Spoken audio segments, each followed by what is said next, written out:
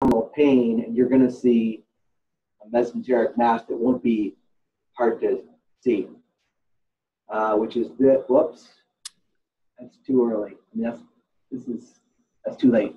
Here's what it looked like initially. You guys can see that? Yes.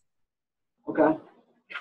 So they forget the name on this is a fictitious name in MRN. That's how the Phillips Papst does it when you anonymize. But here's the findings. It's this material here. You'll recognize this structure. And so this material is in front of and sort of behind, all over here, and all over here.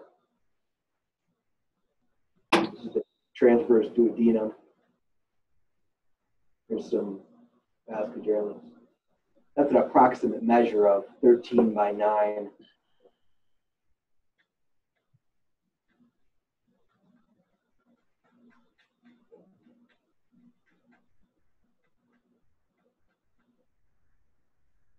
I'll show a quick coronal, and then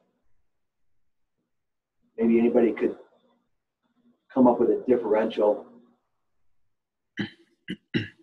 Lymphoma? Lymphoma was in the original differential for this.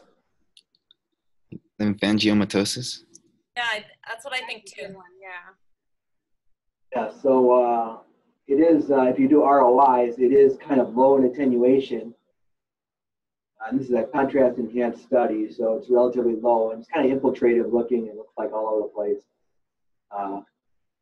So that wasn't in the original differential diagnosis. They said, you know, worrisome for lymphoma, I think is how the original read went on this one. There were some IR biopsies that were performed that were inconclusive. And then finally, the surgeons did an excisional biopsy. And it was basically lymphangioma. So this is like a giant mesenteric lymphangioma. The initial thoughts from the surgeons were that they would sclerose this and maybe then resect it. But then Foundation 1 testing occurred, and they found this patient to be PIK3A positive. That's a pathway that regulates cellular processes. I'm not an expert in this stuff, and if you're interested at all in PIK3, there was a Nature Reviews Cancer 2002 about it. But I did find in Google Scholar that up to 23% of lymphatic malformations can exhibit the PIK3A. And so this patient went on a trial of a PIK3A inhibitor, which was a Novartis experimental drug. And I'm not receiving any kickbacks on this. I'm just so in case you want to point your oncologist in the right direction.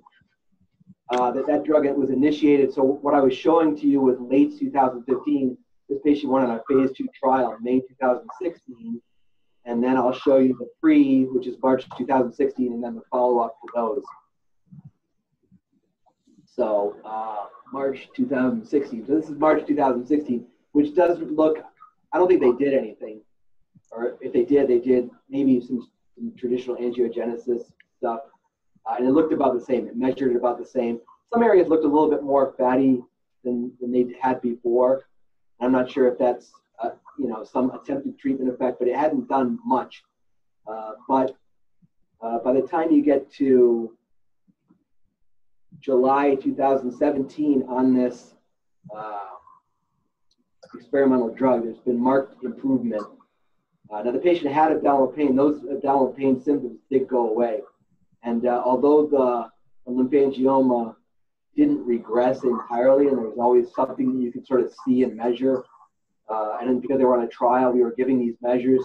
And I think it probably was only a partial response criteria by, you know, if you applied RECIST criteria, and it was hard to measure in the first place anyway. But the symptoms went away, and the thing was markedly smaller. And then the patient, I think for reasons personal to the patient, decided to stop the drug.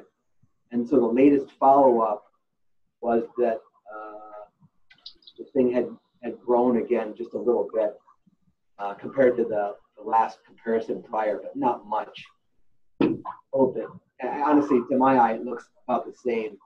There's some solid components in here that maybe they're just lymph nodes. The patient did not have any substantial side effects to this inhibitor drug. So I thought it was kind of an interesting case of non-surgical treatment of lymphangioma with this inhibitory drug that was discovered as a inhibitor based on Foundation 1 testing. That's all I have. Sorry.